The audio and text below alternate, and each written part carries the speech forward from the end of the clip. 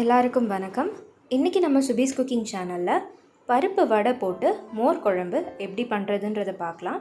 First நம்ம பருப்பு வடைக்கு தேவையான பருப்பை ஊற வச்சிடலாம். அதுக்கு 1 கப் கடலைப்பருப்பு எடுத்து நல்லா தண்ணியில் ஒரு 2 வாட்டி அலசிட்டு ஒரு அரை மணி நேரம் இல்லைன்னா 1 மணி நேரம் ஊற விட்டுடலாம். இப்போது தண்ணி ஊற்றி இதை ஒரு ½ அன் ஹவர் அப்படியே விட்டுடலாம். இது ஊறிட்டுருக்கிற டைமில் நம்ம மோர் குழம்பு செய்ய ஆரம்பிச்சிடலாம். இதுக்கு தேங்காய், ஜீரகம், பச்சை மிளகாய், பூண்டு, பச்சரிசி மாவு இதெல்லாம் தேவை.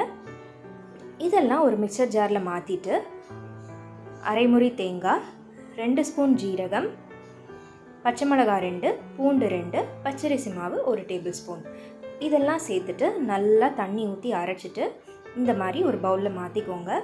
கட்டி இல்லாத மாதிரி நல்லா கரைச்சி விட்டுட்டு தேவையான அளவு உப்பை சேர்த்துக்கோங்க. சேர்த்துட்டு மறுபடியும் நல்லா கலந்து விட்டுருங்க. இப்போ நம்ம குழம்புக்கு தேவையான அளவு தண்ணி இதில் சேர்த்துடலாம். சேர்த்துட்டு நல்லா கலந்து விட்டுடுங்க. இப்போது நம்ம குழம்புக்கு தேவையான அந்த பேஸ் ரெடி ஆகிடுச்சு. இப்போது மோர் குழம்புக்கு தேவையான மோரை நம்ம தயார் பண்ணிடலாம். அதுக்கு ஒரு பவுலில் 4 டேபிள் ஸ்பூன் தயிர் எடுத்துக்கோங்க. எடுத்துட்டு நல்லா கட்டி இல்லாமல் கரைச்சி வச்சுக்கோங்க. அதில் எந்தவித கட்டியும் இருக்காத மாதிரி கரைச்சி விட்டுடலாம்.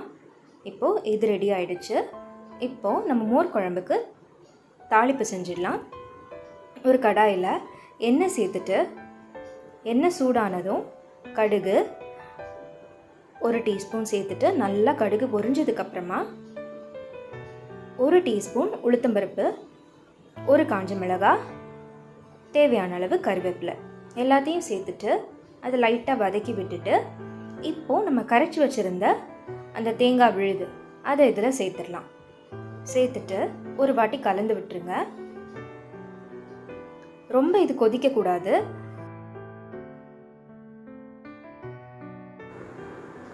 லைட்டாக நுரை கெட்டி வந்தது உடனே ஸ்டவ்வை நம்ம ஆஃப் பண்ணிடணும்.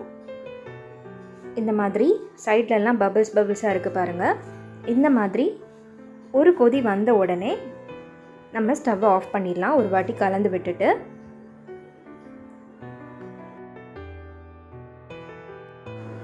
குழம்பு ரெடியானதுக்கப்புறம் தான் நம்ம மோர் நம்ம கலந்து வச்சுருந்தோம் இல்லையா, அதை சேர்க்கணும். இப்போது நம்ம எந்த பாத்திரத்தில் குழம்பு வைக்க போகிறோமோ அதில் நம்ம கலந்து வச்சுருந்த மோரை சேர்த்துட்டு நம்ம ரெடி பண்ணி கொதிக்க வச்சுருந்த குழம்பையும் இதில் சேர்த்துடலாம். சேர்த்துட்டு நல்லா கலந்து விட்டுட்டு உங்களுக்கு உப்பு தேவையான அளவு இருக்கான்னு பார்த்துட்டு கலந்து விட்டுட்டு நம்ம இதை ரெடியாக எடுத்து வச்சிடலாம். இது ஒரு சைடு இருக்கட்டும். மோர் குழம்பு ரெடி ஆகிடுச்சு. இப்போ நம்ம வடை பண்ணுறதுக்கு சின்ன வெங்காயத்தை ஒரு 20 சின்ன வெங்காயம் இந்த மாதிரி பொடியாக நறுக்கி வச்சுக்கோங்க. சின்ன வெங்காயத்தில் செஞ்சிங்கன்னா ரொம்பவே டேஸ்ட் நல்லாயிருக்கும். இப்போது ஒரு மிக்சர் ஜாரில் நம்ம ஊற வச்சுருந்த கடலைப்பருப்பை சேர்த்துடலாம். கூடவே 3 காஞ்ச மிளகாய், ஒரு துண்டு காயம், மஞ்சள் பொடி இது எல்லாத்தையும் சேர்த்துட்டு இந்த மாதிரி கொரகொரப்பாக அரைச்சி எடுத்து வச்சிடலாம். இதில் 2 டீஸ்பூன் சோம்பு, 1 டேபிள் ஸ்பூன் இஞ்சி பூண்டு விழுது, நம்ம சின்னதாக வெட்டி வச்சுருந்த சின்ன வெங்காயம் அதையும் இதை மாதிரி கையால் ஒரு வாட்டி நம்ம பிசைஞ்சு விட்டோன்னா அது நல்லா உதிர்ந்துடும், இன்னும் பொடிசாகிடும். அப்படி செஞ்சுட்டு இதில் போடும்போது டேஸ்ட் நல்லாயிருக்கும்.